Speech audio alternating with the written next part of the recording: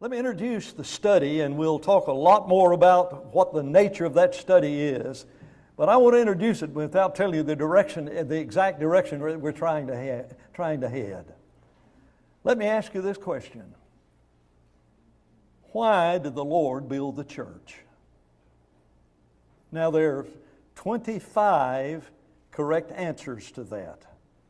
I've taught in schools of preaching, and I've taught in Christian schools, and if I ask a bad question and you give any answer that is a true answer, I probably would count it right and then mark off on my inability to ask the questions. But you know, folks don't know why He built the church. If you ask people in this community and in other communities, what's church all about? What would they say? We've talked a lot about that community church approach that thinks that the church exists to satisfy absolutely every need anybody on this earth would have. You stop and think about it. That's the view a lot of folks have of the church, and that is just any need I have, that the church ought to be that which satisfies that need. And the great thing is to take Christianity and have so many activities that it's a little bit more like a country club, but you don't have all that drinking and cussing and all that other stuff going on. And so we'll build a church, and here's what church is all about: a Christian country club. It's a whole lot better than the garden club that you might be a member of. I'm sure it's a whole lot better than the gated community, what do you call that? Power association? What do they call them? Condo Comanches? Is that? And that's what way I've heard them described and everything. A whole lot more fun than that, you know. And is that what church is all about? Is it a place where, and you could just name a lot of but most often you'll talk about one of the byproducts of the church. I find that remarkable, that sometimes when situations come up, the only part of that situation that we see is the part that immediately impacts my life. And sometimes that's the way we think about the church. And that's not a wrong, and that's why I wouldn't, if you said the church is there so that as I get older and, you know, as I become a widower or a widow, the church is there so I can have family. Well, David did say he places the solitary in a family. And so that's not a wrong answer. And that's not where I'm trying to head, and that's not what this study is all about. You know, they're just churches there so I can raise godly children. Yeah, and that's not a wrong answer. Let me see if I can give you Jesus' answer. When Jesus came and started talking about the kingdom of heaven being at hand. You remember that Old Testament prophesied that there would be a descendant of David who would sit on David's throne? And the preaching of John the Baptist, Matthew 3:2, and Jesus, Matthew 4:17, and Jesus when He sends out the 12, Matthew 10:7, and Jesus when He sends out the 70, Luke chapter 10 and verse 9. Here's a message that went out: the kingdom is at hand, the kingdom is at hand, the kingdom is at hand. Wonder what they thought. What was their concept? What the kingdom was. And everybody's got their own concepts. Some of their concepts they had were obviously wrong. You remember that occasion whenever John chapter 6 and verse 15, they came to take Jesus and make Him king by force. I mean, why wouldn't you want that kind of king? You don't like the weather? The king of your kingdom could say, "Peace be still," and man, it all changes. He's in charge of the weather. Been to the doctor lately? What about King Jesus? Every sick person they brought to King Jesus was healed. Isn't that amazing? Kingdom of heaven is at hand. I'm telling you, that's the kind of king that I want. And that part of it is really good. That part of it is something that is really, really important. But that's not what the kingdom was all about. What's it all about? Don't like the weather? Oh, don't like the Roman government? We'll take care of Rome. I mean, he who can call, the legions of angels to protect himself, he got that same power, man. Rome will be out of here in a heartbeat. And some of them really thought that was what it was. That was one of their concerns and everything. And also it was a part of his popularity.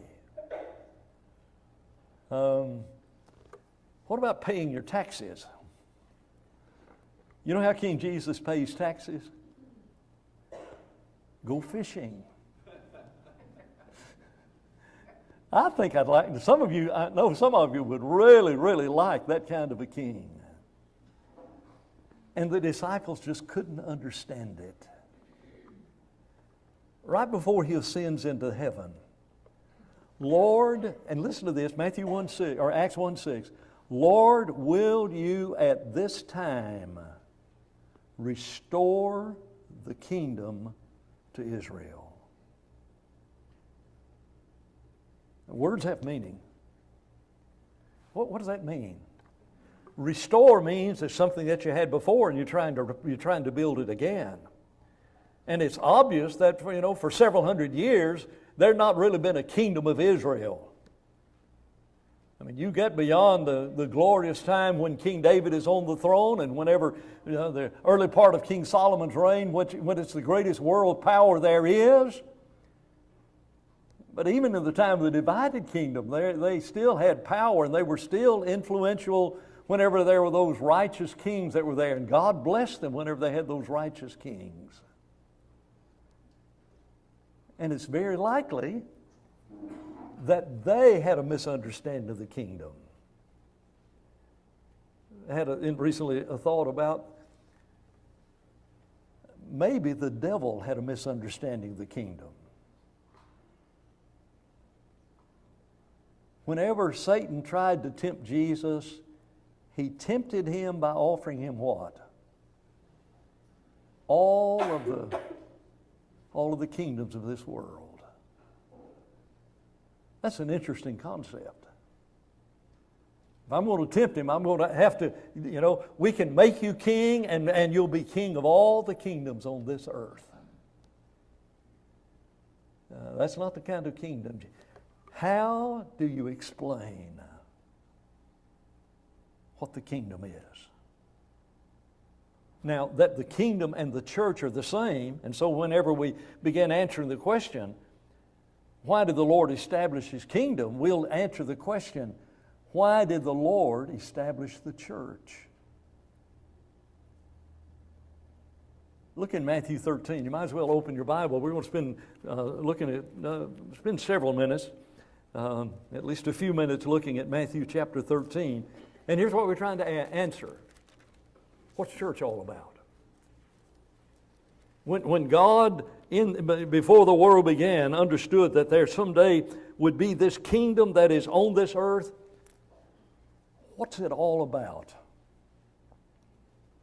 And so in Matthew chapter 13, that is that occasion whenever that whole multitude is gathered together and Jesus gets in that boat and uses that boat as a pulpit area. And He spake many things unto them. And He says, a man went out and sowed seed. Okay, I got that. Now, if I've got that earthly view of the kingdom, or if I've got into these other views of the kingdom, I might not get it. I might not really understand what this is all about. You know the parable. You understand the parables.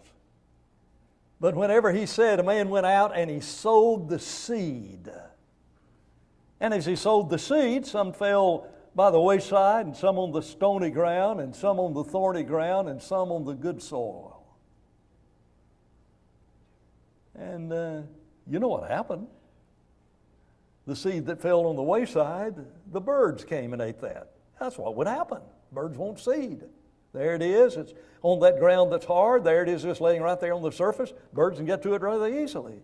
The birds come and eat the seed.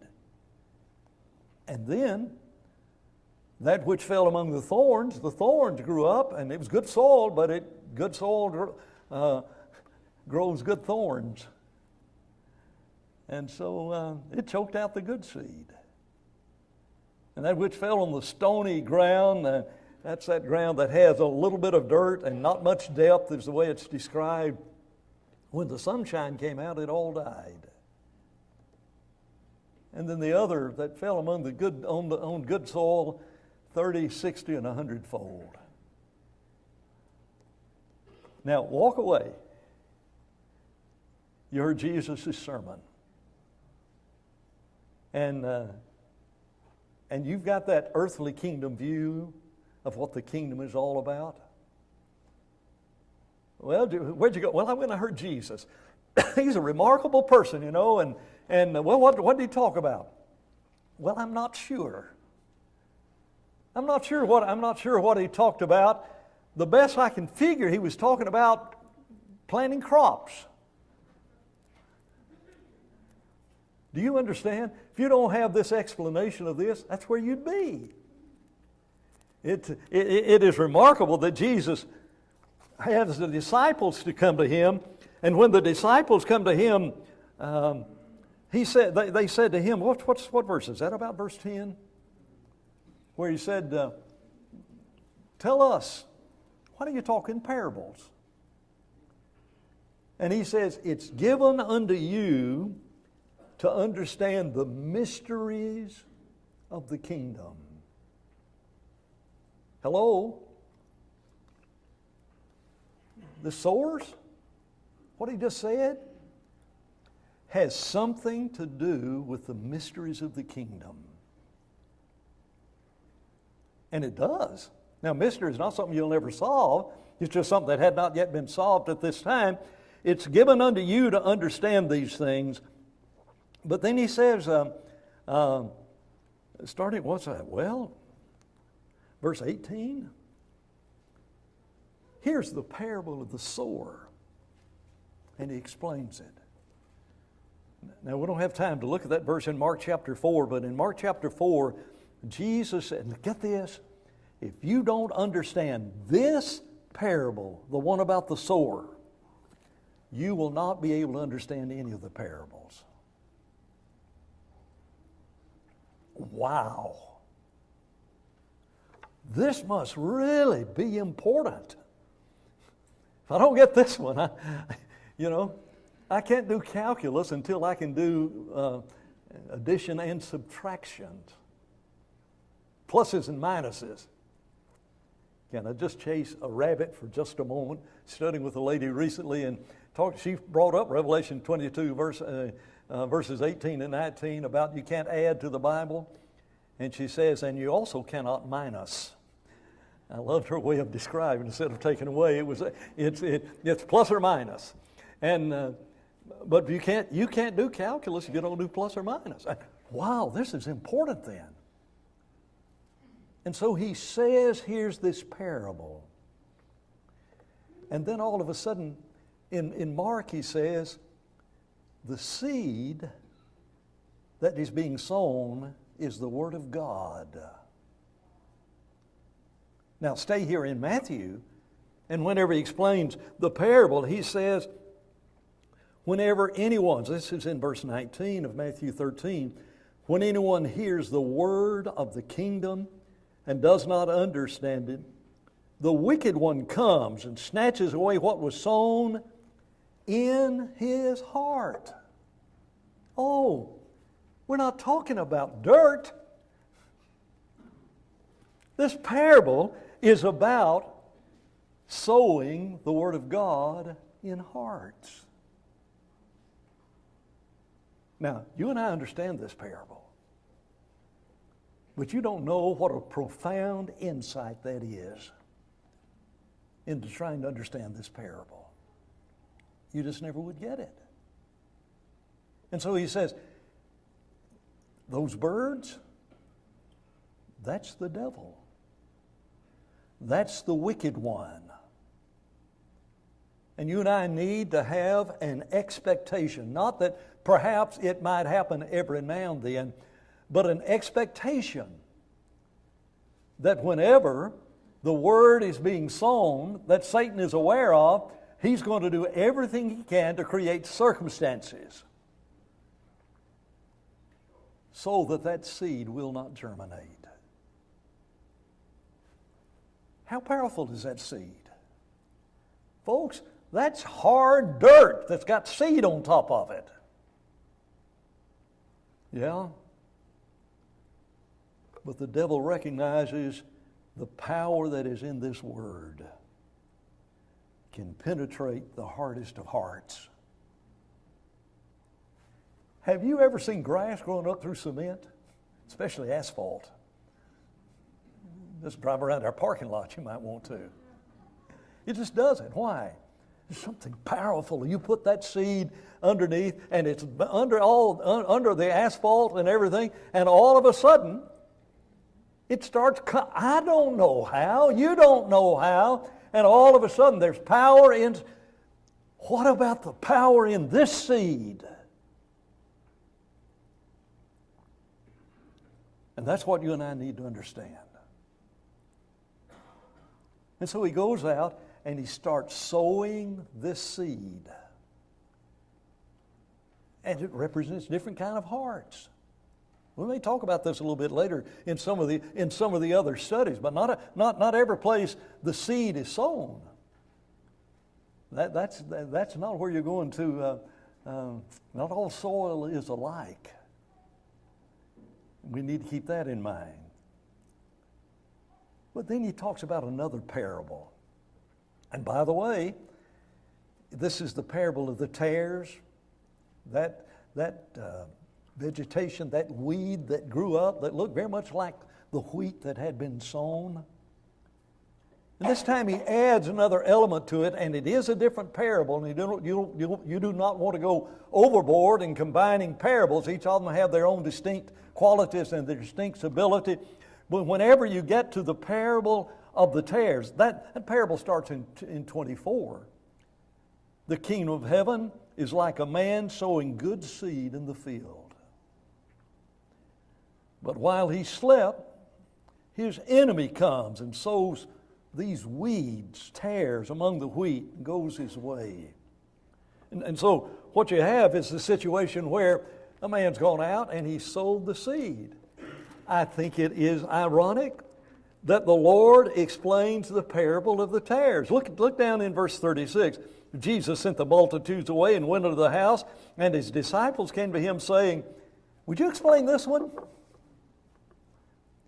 If you will put your mind where the minds of the disciples are who are trying to figure out what the kingdom is all about, you wouldn't have a clue what this is all about. You absolutely would not. And so Jesus says in this parable that the field is the world.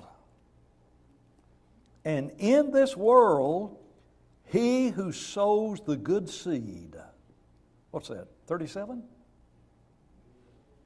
Is the Son of Man. Can I tell you what the kingdom is like? Wait a minute. If the kingdom is the church, can I tell you what church is like? Two simple stories. Two simple stories that the world has not fully understood.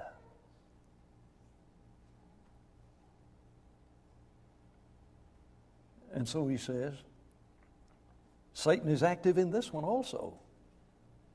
The first parable is about just the word when it's sown generically, and the second one focuses more on what the life of Jesus sought to accomplish and what would be the one of the reasons the Son of Man came into this world, and that is to sow in this in this field, this seed. Look in verse 38. The field is the world, and the good seed are the children of God. Now you look at the seed, not as it's sown, because that which is sown, at least in that first parable, is the Word of God. But you know what comes out of that? Coming out of the sowing of the seed is a child of God. Why did Jesus come into the world? You start answering that, and all of a sudden you begin focusing on answering the very question that we talked about, and that is, why did he build the church? And so now then, he's given them these parables. And so the other parables that he gives, have to back up, because the parable, before he explains the parable of the tares, he mentions some other things that are there. And that's in verse 31. The kingdom of heaven is like a mustard seed. Isn't it amazing how much he talks about seed? The kingdom of heaven is like mustard seed, and when it is sown, a man takes it and sows it in the field, and indeed, it's the least of all the seeds, but when it grows up, it's greater than the herbs, and it becomes a tree so much that mustard plant over in that part of the world became a tree, and even birds could land in the branches of it. That's an indication of it. The kingdom, the church, is like the tiniest grain on this earth. The kingdom of heaven is like that. We need to have an appreciation of it. The power that's found whenever that seed is sown in the right place. It will grow and grow, provided the heart is there, receptive.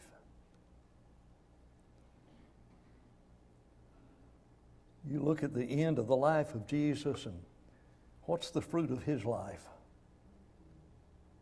I'm talking about before his resurrection.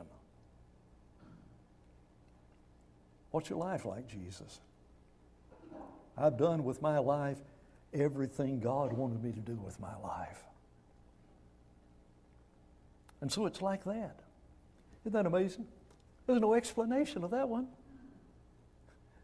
You get the parable of the tares, you get the parable of the sower, and all of a sudden you read about the kingdom of heaven is like that grain of mustard seed. I believe I can figure that out.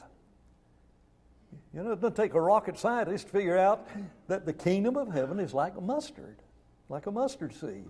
And then the very next verse, couple of verses, what's that? Verse 33, the kingdom of heaven is like leaven, which a woman took and hid in 3 measures of meal till it was all leavened. And while planting a mustard seed might appeal more to a masculine audience, everybody who's done any baking understands about leaven. And says the kingdom of heaven's like leaven. 2 pictures depicting something that is really, really much the same. Go beyond the explanation of that parable and go down to verse 44. The kingdom of heaven is like a treasure hidden in a field. Okay, treasures hidden in a field, that's not seed in the ground. That's not seed and the devil coming in and sowing weeds. It's not like seed germinating or like leaven spreading. The kingdom of heaven like a treasure in a field. I guess that's indicating the worth of it, isn't it? So, man, if you were teaching the 7 or 8 year old kids down here, up and down the hallway, and you said, the kingdom of heaven's like a treasure. What does that mean? What's a treasure? And they'd say, that's something that's like a pot of gold. It's worth a lot. Yeah. I mean, a child gets that. How much is the church worth?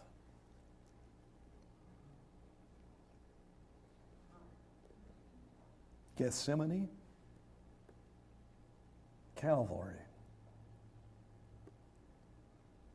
and skipping a few months beyond that, martyrdom.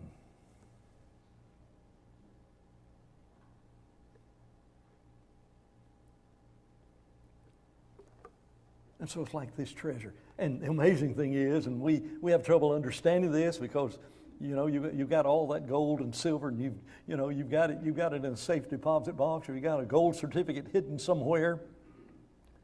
Back then, they didn't have banks. If they had banks, it might have been dishonest bankers.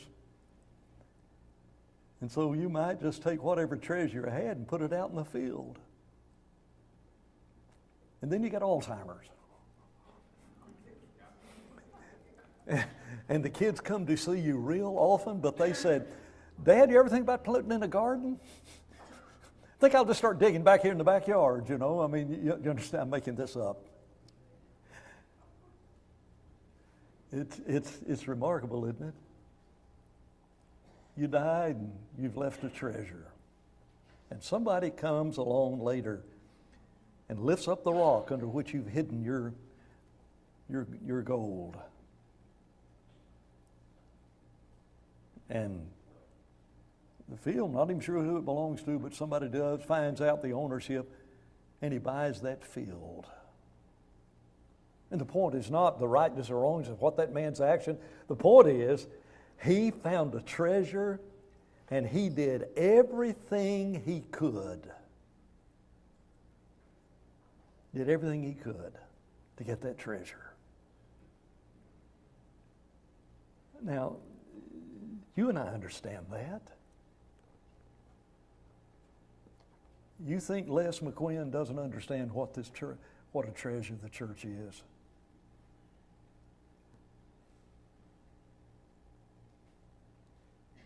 And all of us, if we haven't been at that place, will be at that.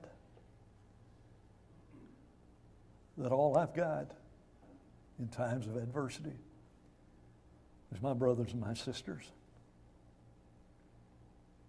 It doesn't necessarily have to be the death of somebody, just adversity. It's a treasure. But it's far more than just a treasure in that little pocket of my life. What is the church worth? You know this. Which he purchased with his blood.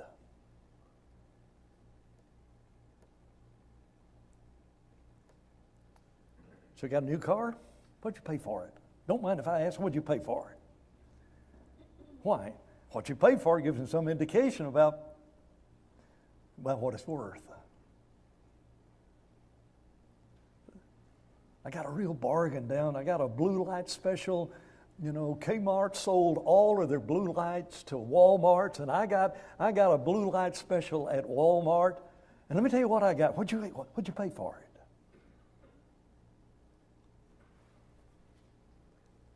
What'd you pay for the church, Jesus?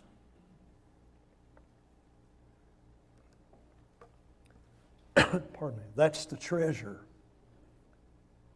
Whatever value you put on the agonies of Gethsemane and the sweat dropping from him and his blood, that was evidence of that blood-like sweat that was there in the garden, and all of the blood that is there at the scourging post, and all of the blood that is there, that was there when they pressed the crown of thorns on his head, and all that happened, and all of the blood that dropped all the way to Golgotha, and all of the blood that puddled there at the foot of the cross.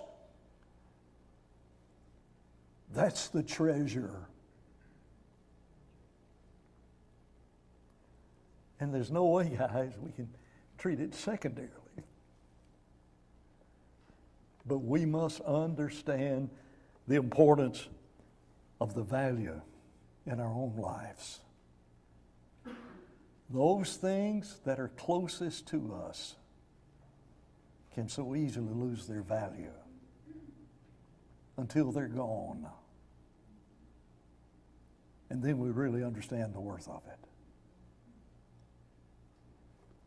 And so this man, verse 44, hidden in a field, and he finds it, and he goes and he gets it.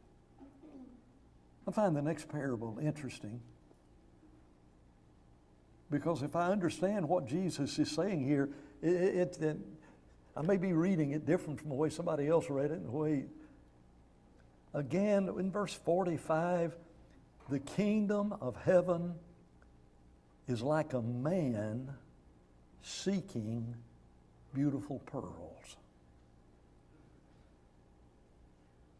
The kingdom of heaven, the previous one, is like a treasure. But this verse does not say that the kingdom of heaven is like a pearl. The kingdom of heaven is like the man that is seeking pearls.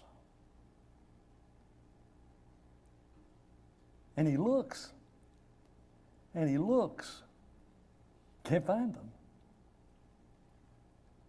And all of a sudden, this man seeking pearls finds a pearl, and he invests everything he owns in gaining that pearl. The emphasis here is not on the worth of the treasure in the field. The emphasis in this parable is on the picture of the man's activities trying to find the pearl. We might come back to this a little bit later, but let me just ask you in passing, what's worth more than anything else in this world?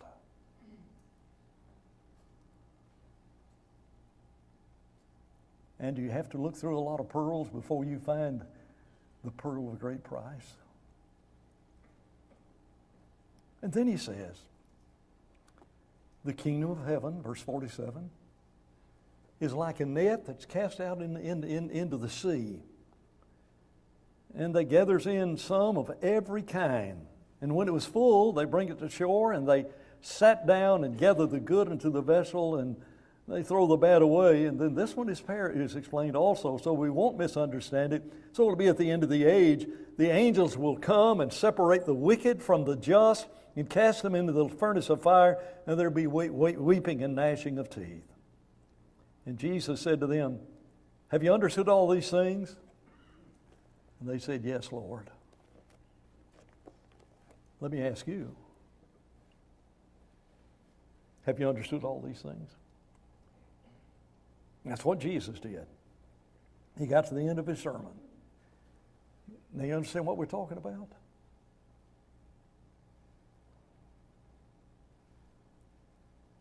Why did the Lord establish the church? We don't have time to spend a lot of time here, but would you look in Romans chapter 10? Romans chapter 10 quotes a verse from Joel, and it's quoted elsewhere. It's quoted on the day of Pentecost. But Romans chapter 10 says this, starting in verse 13.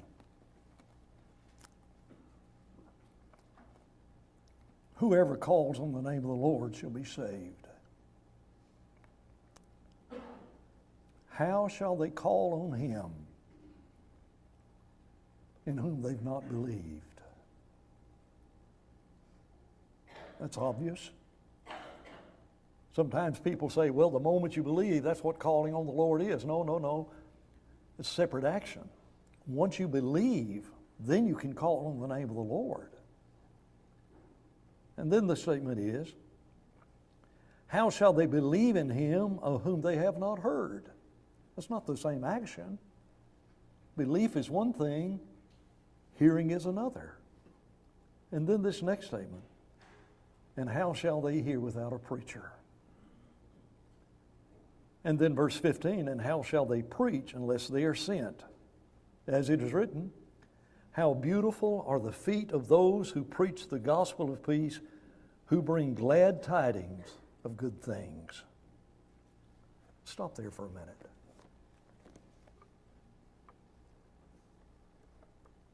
Is the church involved at all in the salvation of men calling on the name of the Lord? Is not the church inside Romans 10? When you're talking about that individual that is teaching and that individual that is supporting those who are teaching,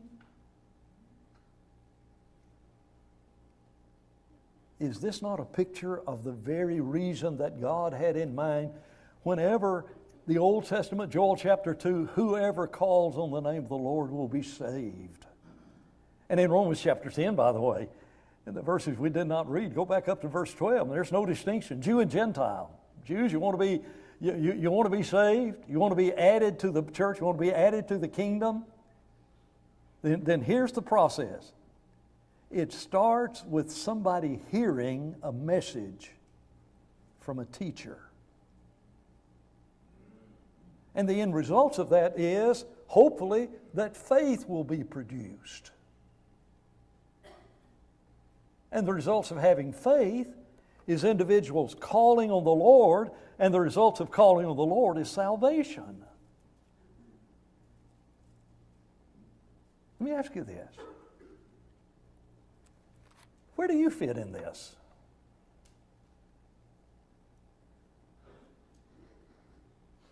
Where do we fit in this? And so for the next several weeks, that's going to be our emphasis,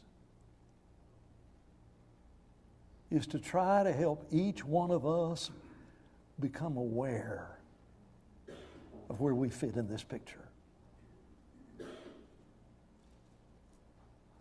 Not everybody can lead singing.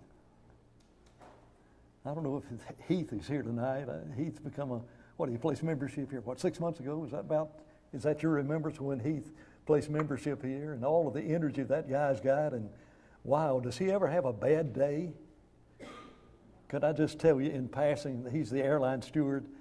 We had a visitor here the other Sunday night, or the other, I guess it was a Sunday night. She came, Sunday morning it was, and she came in, a visitor. She was an airline stewardess, and she said to Heath, "I know you." And he says, "Well, I'm not working for American or whoever it was he's working for then. I'm not working, maybe it was Delta he worked with at one time, and that's when their paths had crossed." And standing beside them, I said, "No, he's working for United." I said, "He's the one that pulled the man off the plane at United." And people who know me know I'm never serious. And I thought this visitor would understand I was joking. And she looked at Heath and said, "Heath, did you do that?" In case you're wondering, the answer is no. Okay. But you and I, you see, need to understand that not everybody can fly an airplane.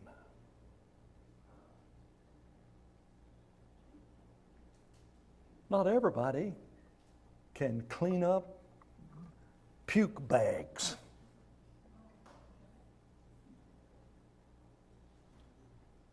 But I'm telling you, if Delta doesn't have some puke bag cleaners uppers, Delta's in trouble. Where do you fit in this? Well, I'm just a wheel changer. Well, okay. Is that important? To be the guy who changes the wheels on the plane? How'd you like to be sitting on a plane that's about ready to take off, and you think of the force that's on those tires whenever they try to land that plane? You want brand new tires there. And you look down there and that thing's as slick as it can be, and the cords that run inside the wheels, the cords are shining through. Well, what I do is not that important. Where do you fit in this? What is it that you can do?